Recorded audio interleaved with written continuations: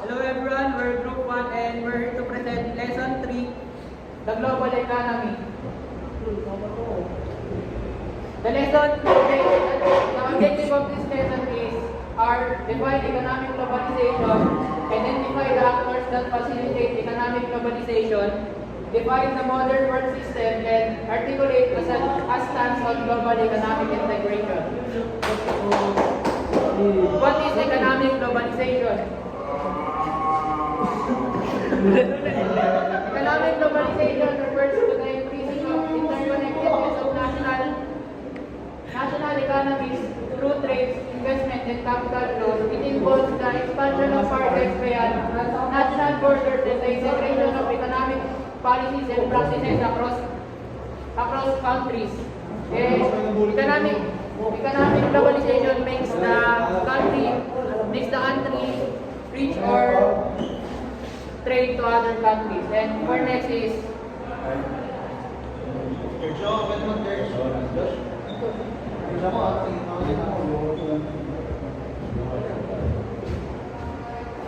So the second unit tackle is the actors that facilitate economic globalization. So the actors that facilitate economic globalization is multiple national corporation or MNC. Multiple national corporation are companies operating in multiple countries that influence global trade and investments. Ang example ng mga MNC is tulad ng mga corporation ng Coca-Cola, iba't ibang brands ng cellphone na nagpapalaganap sa iba't ibang lugar para lumaki ang kanilang companies. And second is International Financial Institution or IFI that organization like the IMF and the World Bank that provide financial resources and shape economic policies. So sila rin nag-organize ng mga financial kunwari yung isang country ay kailangan nila ng enough funds para matawid nila yung kahirapan ng nila ng bansa. So third is governments. Siyempre din mo na yung governments, national governments create policies that facilitate trade agreements and foreign investment. Fourth is non-governmental organization or NGO. Advocates for fair trade practice and address the social impacts of globalization. So sila yung mga pusang loob na volunteer na tumulong sa mga hindi naabot ng government. So yun. Next is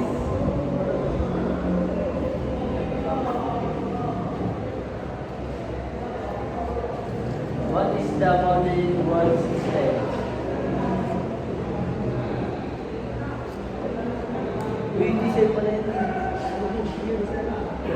The modern world system is a socio-economic framework that explains the global economic structure. It consists of 47 philanthropy and philanthropy countries, where core nations dominate economically and politically, while peripheral nations are often dependent and underdeveloped. Ang isang socio-economic framework na nagpapaliwanag sa mandaigdig structure ng mga ekonomiya. Ito ay binubuo ng mga core 7 philanthropy and peripheral na bansa, kung saan ang mga pangunahing bansa ay maraming ibabaw sa ekonomiya at politika. Next is perspective on global economic integration.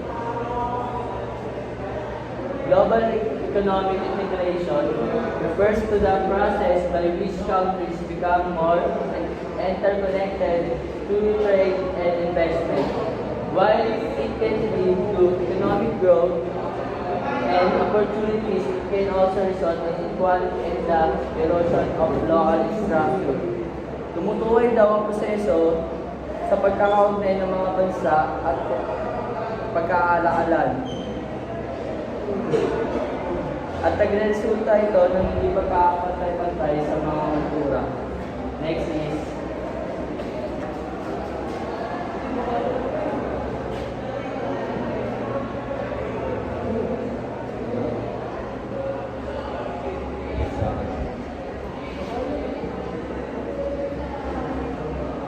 So, we will proceed to lesson 4, the global interstate system. The objective of this lesson is to explain the effects of globalization on governments and identify the institutions that govern international relations and differentiate internationalism and globalism. what are the types of the globalization government? By influencing economic policies, shifting political sovereignty and altering social dynamics, governments adapt to global markets of inflation pressure to regulate and reform policies. Sa effects of globalization naman is dito nga is nahanap natin kung ano yung culture na ibang bansa. Like, tulad nga sa pagkain natin ng mga Korean foods is nahanap din talaga natin dito. Next is